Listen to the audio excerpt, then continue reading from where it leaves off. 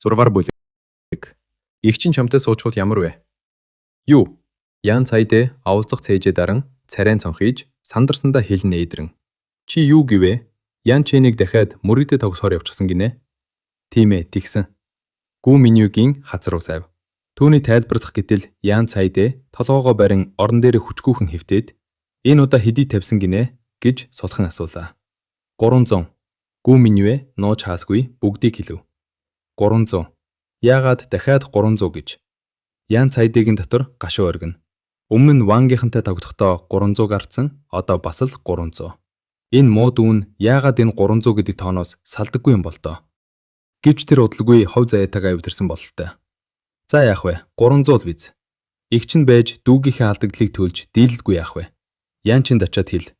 Жинхэнэ эр хүнд ялалт, ялагдал ээлжиж байдаг юм. Сэтгэлээр унах хэрэггүй. Дахиж амиа хорлох гэж бүү оролдоорой гэж хэлээрэ. 300 сүнслэг чулууг игчин ардлаа гэд яавал гэж.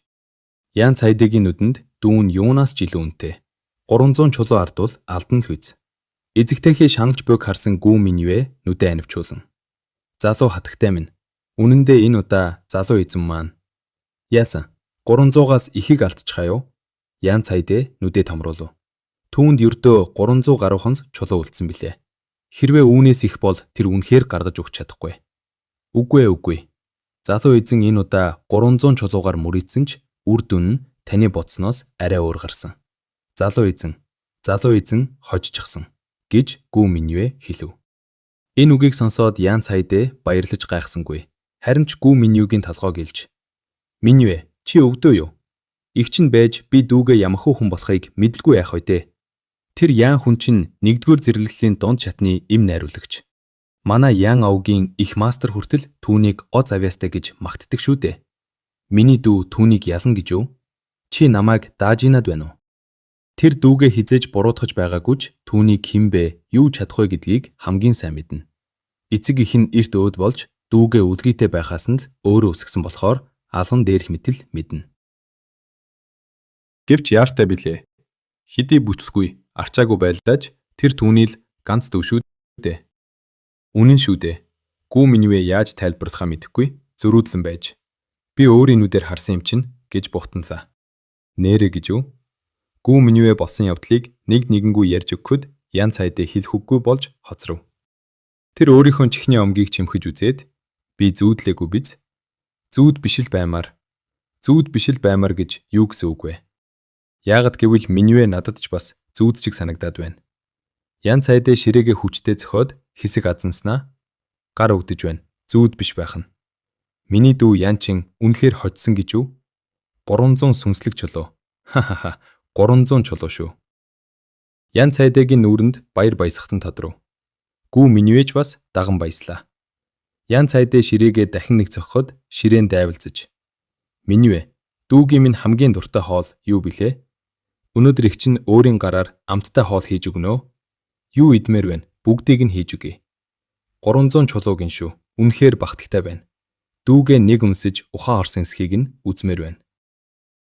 Ян чин Ян овгийн хүрээлэнгээр баг зэрэг зугааж, ой санамжинд нь үлдсэн таних газруудаар орсныхоо дараа тайван алхасаар гэртээ ирэв. Үдийн цайны цаг болж игчин түүнд зориулж хоол бэлдэж суугааг тэр мэдэж байлаа. Хүлээж байсанчлан Ян чинийг хаалгаар ормогц хоолны анхлан үнэр хамар царгив. Энэ үнэр түүнийг сэргээж сэтгэлийг нь амраахаж. Өмнөх төрөлдөө тэр тулааны урлагт хүл тавиагүй байсан тул хоол унднаас татгалзаж чаддаггүй байв. Гэхдээ ийм дулаахан гэрийн гимээр үнрийг анх удаа л мэдэрч байна. Ян цайдэ. Хуаванрууд мэхлэлдэж байсан гашуун түүхээсээ болоод Ян чин эмэгтэй хүнд итгэхээ болж хүн бүрээс болгоомжлох болсон. Гэвч Ян цайдыгийн тухайд тэр ямар ч сэжиг төрүүлсэнгүй. Харин ч гэр бүлийн гимээр халуун дулаан хайр мэдрэгдэж байлаа. Ян чин ирчхүү. Ян цайдэ инээмсэглсээр. Игчин өнөөдөр юу хийснийг хараач. Чиний хамгийн дуртай галууны мах. Игчийнх нь хоол хийх чадвар сүүлийн үед их сайжирсан шүү. Чамайг сайхан бордож явна. Игчийнхээ хөгжигтэй инээхийг хараад Ян чин Гүү Минюэг 300 чулууны тухай хэлчихснийг төвөггүй ойлгов. Тэр үл ялыг инээмсэглээд хадгалах бөгжнөөсөө 300 сүнслэг чулууга гардаж ирэн "Игчээ, энэ чулуунуудыг танд өгье" гэлээ. "Надад яах гэж өгч байгаа юм? Ян цайдээ хоолоо зажисаар асуув. Би 300 чулуу алдаа биз дээ. Та тэр үед миний өмнөөс төлж өгсөн. Одоо би эргүүлж өгч байна. Ян цайдээ нүдээ анивчуулаад. Ян чин, чи ганцхан зүйлийг л ойлгох хэрэгтэй. Манай удамд чи ганцхан эр хүн. Өөрөөр хэлбэл чи л энэ овгийн галыг таслахгүй авч явах үүрэгтэй. Тиймээс ихчийнхэн юм бүгд чинийх. Харин чиний юм бол тэр ч бас чинийх л гэсэн үг. Надад өгөх хэрэггүй. Ян чин мэл гайхав. Энэ ямар гэчийн логик вэ? Ийм байж болох уу? Ихчээ. Би авахгүй гэж хэлсэн шүү дээ.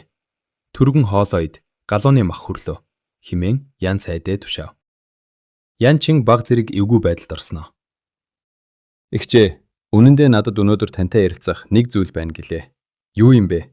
Ян чин галууны махнаас нэг хэсгийг авч идэв. Амттай юм. Тэр мах зажилсаар би тулааны урлагаар хичээлмээр байна гэв. Яасан ч үгүй. Ян цайдээ эрс татгалзлаа. Ян чин тухайн алгатав. Ийм хариу сонсно гэдгээ тэр мэдэж байсан юм. Ян цайдээ дүүгээ тулааны урлагаар хичээлзүүлэх бодол огтхонч байхгүйг тэр ойлгосон байлаа. Ян цайдээ савхаа тавиад амаа арчиж. Сонс, миний эрдэнэ. Их чин Ян овгийн хүүхнүүд дундаа номер 1 суу тавьяастан гэдгийг чи мэднэ үсттэй. Наад сүн овгийн хар чун чамайг яаж дээрвхэж байсныг санаж байна уу? Би бэлдэржуулах 3 дугаар шатны тэр амтныг их чин ганц цохоод л унагсан. Чи зүгээр им найруулахдаа анхаар. Тэв чин хамаагүй ама шүү дээ. Тулааны урлаг гэдэг чинь хэцүү, хүнд хүчээр ажил. Өдөр бүр хөлсөө урсгаад л. Хэрвээ чи бэртэж гэмтвэл ихчээхэн сэтгэл яаж өгдөх вэ? Гэхдээ би тулааны урлагаар хичээлэхгүй бол өөрийгөө яаж хамгаалах юм бэ гэж Ян чин ихчийгээ ятхахыг оролдов. Ян цайдээ хөмсгөө зангидэн. Би чамайг хамгаална. Ян чин дурамчин. Ихчээ, та сайн бодоод үзтээ. Би ирээдүйд ихнэр авч хүүхэдтэй болно. Бид насан туршдаа хамт амьдарч чадахгүй шүү дээ. Та намайг насан туршдаа халамжилж хамгааж чадах юм уу? За яах вэ? Чадлаач гэсэн. Миний хүүхдүүдийг бас хамгаалах уу? Ян чиний үг дэрэгдэн зогсох гүү миний үед тонч онож хийсэн мэт санагдав. Эзэдтэйгээ нэг ширээнд суух хэрэггүй шивгчин бүсгүй. Ян цайдыгийн хийснээр зогсоогоороо хооллох зураа тэдний яриаг анхаарахтай чагнана. Ян цайдээ дүүгийнхээ үгийг сонсоод хөөхөн нүдээ анивчуулсан бодол хийлв. Хэсэг азанснаа тэр эрс шийдсэн өнгөөр нэрэ тийм байна.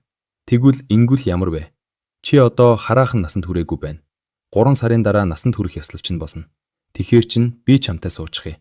Тэгвэл би чамайг насан туршдаа хамгааж чадах юм байна. Эхэндээ Ян чин өөрийнхөө уран итгэлээр амгсан ихчийгээ ятгах чадлаа гэж бодсон юм. Гэвч удалгүй тэр андуурснаа мэдлээ. Түүний ихч үнэхээр юр бусын хүн аж. Дүүгээ хамгаалахын тулд бүр суух тухайч ярьж байх гэж. Ян цайдээ түүний төрсөн ихч биш. Эцэг их нь олж авчирсан хүүхэд гэдгийг тэр мэднэ. Гэхдээ түүний гарал үүсэл хаанаас вэ гэдгийг хэн ч үл мэднэ. Мэдээж их чинь өмнө нь ч илдэг дими зүйл их ярддаг байсан болохоор үүнийг нь нухацтай хүлээж авсангүй. Магадгүй зүгээр дүүгээ тайвшруулах гэсэн арга байх. Гэвч тэрний зүйлийг анзаарав. Энэ бол хэтэрхий их хайр халамж, эрхлүүлэлт байлаа. Тийм ээ, Ян цайдыгийн дүүгээ гих хайр нь хэтэрчээ. Яагаад өмнөх Ян чин тийм ачаагүй байсныг тэр одоо л ойлгов. Ийм их эрхлүүлдэг ихчтэй байхад дүүн хэрхэн өөдтэй байх вүлээ? Ян чиний тулааны авьяас муугүй. Магадгүй Ян хөнөөс ч илүү байсан ч Ян цайдээ дүүгээ зовоохыг хүсээгүй юм. Тиймдээж тулааны урлагийг хориглож харьцангуй амар гээд им найруулахыг шахсан байж. Гэтэл өмнөх Ян чин нь им найруулах авьяасгүй байж таарч. Эцэст нь тэр тулаан ч үгүй, им ч үгүй болж дими сэлгүүцэх замд оржээ. Харин их чин түүнийг юу ч хийсэн үргэлж өмөрч ар талыг нь даасаар ирж. Ян чин гүнзгий амьсгаа авсан. Ян цайдыгийн энэ их эрхлүүлэлт нь хайрнаас үүдэлтэй гэдгийг мэдэж байгаач ийм байдлыг цаашид үргэлжлүүлж болохгүй гэдгийг тэр сайн ойлгож байв. Кирээр "Игчээ, та тогтоод байна уу?" гэж асуув. "За, ямар тач чи тулааны урлагаар хичээлэх хэрэггүй" гэж Ян цайдаа нухацтай хариуллаа. Пак.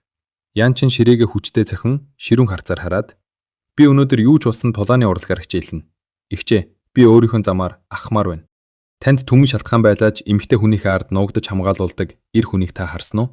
Би Ян чин хизээж эмэгтэй хүний ард нуугддаг арчаагүй эр болохгүй. Би энэ гэрийн цорын ганц эр хүн юм чинь. Бүх хариуцлагыг өөрөө үүрэх ёстой." Ингэж хэлээд Ян чин эргэж харан гарч чадав.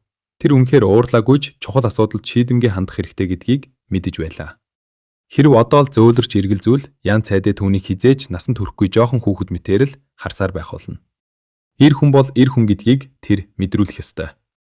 Ян цайдаа дүүгийнхээ энэ байдалд үнэхээр цочирдов. Үннийг хэлэхэд тэр дүүгээ ийм зоримог, эр хүн шиг байхыг анх удаа л харж байгаа нь. Аа, Миньвэ, чи харсан уу? Харлаа. Гүү Миньвэ итгэж ядан амаа арчив. Ян цайдаа шүлсээ хүчтэй залхиад, сая миний дүү үнэхээр эр хүн шиг харагдлаа шүү, гэв. Ян ч нэгдэхтэй мөчид үнэхээр ухаан орсон юм болов?